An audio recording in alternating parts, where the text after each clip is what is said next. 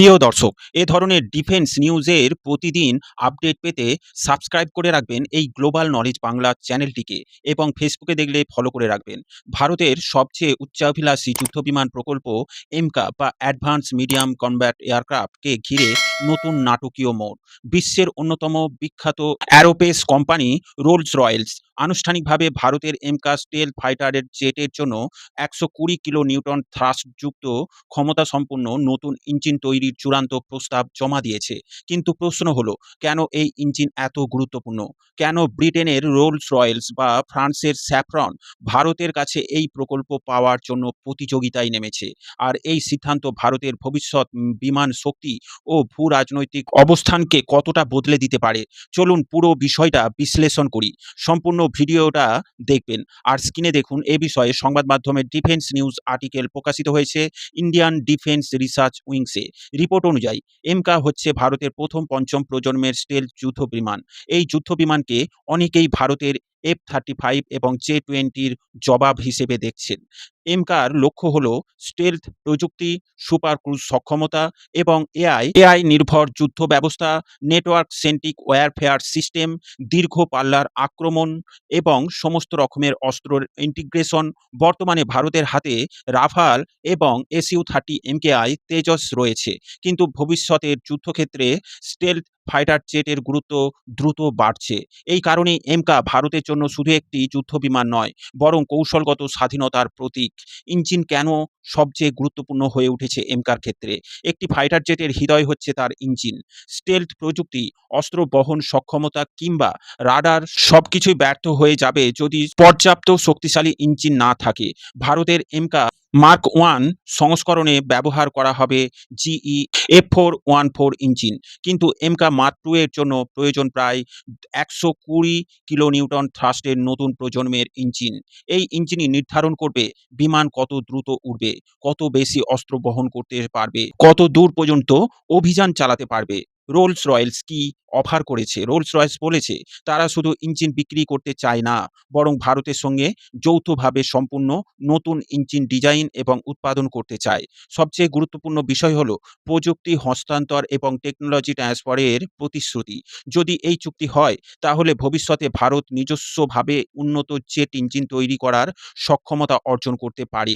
এটি হবে ভারতের জন্য এক বিশাল প্রযুক্তিগত অগ্রগতি।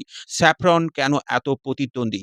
ফরাসি কোম্পানি স্যাফরন একই প্রকল্পের জন্য শক্তিশালী প্রার্থী। স্যাফরন ইতিমধ্যে রাফালের M88 ইঞ্জিন তৈরির অভিজ্ঞতা অর্জন করেছে। ফ্রান্স বরাবরই ভারতের সঙ্গে প্রতিরক্ষা সহযোগিতায় তুলনামূলকভাবে বেশি নমনীয়। রাফাল চুক্তির পর ভারত ফ্রান্স সম্পর্ক অনেক গভীর হয়েছে। তাই দিল্লির সামনে এখন বড় প্রশ্ন, ব্রিটিশের রোলস রয়েলস না ফরাসি স্যাফরন? এখানে বিষয়টি সবচেয়ে গুরুত্বপূর্ণ হয়ে ওঠে।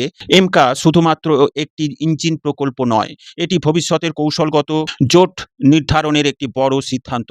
এটিকে চীন ইতিমধ্যে J-20 স্টেলথ ফাইটার জেট মোতায়েন করেছে। এছাড়া J-35 এর মতো নতুন প্রকল্পও এগিয়ে চলছে। ভারত যদি এমকা দ্রুত বাস্তবায়ন করতে না পারে, তাহলে ভবিষ্যতে আকাশযুদ্ধে প্রযুক্তিগত ব্যবধান তৈরি হতে পারে। পাকিস্তানের প্রেক্ষাপটে পাকিস্তান ইতিমধ্যে চীনের J-35 সংগ্রহের চেষ্টা করছে বলে বিভিন্ন রিপোর্ট উল্লেখ করা হয়েছে। যদি পাকিস্তান স্টেলথ ফাইটার পায়, তাহলে ভারতের দ্রুত এমকা মোতায়েন করা অত্যন্ত গুরুত্বপূর্ণ হয়ে উঠবে। এখানে আবার আমেরিকার হস্তক্ষেপ লক্ষণীয়।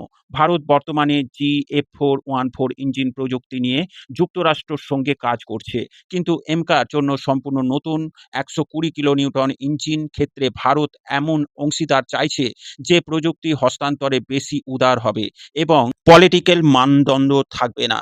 এখানেই রোলস রয়েলস এবং স্যাফরনের গুরুত্ব বেড়ে যায়। আত্মনির্ভর ভারত এর জন্য কতটা গুরুত্বপূর্ণ?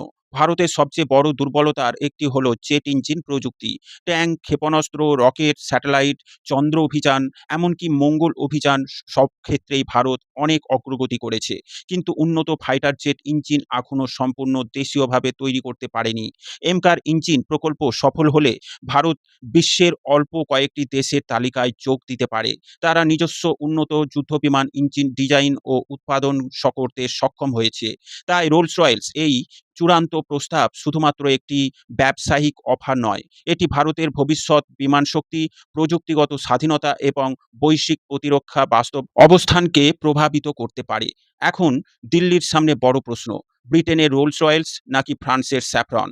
যে সিদ্ধান্তই নেওয়া হোক না কেন, এমকা প্রকল্প আগামী ২ দশকে ভারতীয় বিমান বাহিনীর শক্তি ভিত্তি নির্ধারণ করবে। আর সেই কারণেই বিশ্বের প্রতিরক্ষা শিল্প বিশ্লেষকেরা এখন নজর রেখেছে ভারতের এই গুরুত্বপূর্ণ সিদ্ধান্তের দিকে। প্রিয় দর্শক, এ বিষয়ে আপনার মতামত অবশ্যই কমেন্টের মাধ্যমে জানাবেন। ভিডিও ভালো লাগলে লাইক ও শেয়ার করবেন। ডিফেন্স, ফরেন পলিসি ও জিওপলিটিক্স রিলেটেড খবর পেতে এই গ্লোবাল নলেজ বাংলা চ্যানেলটিকে সাবস্ক্রাইব করে আমাদের সাথে জুড়ে থাকুন। সকলকে জানাই আন্তরিক ধন্যবাদ।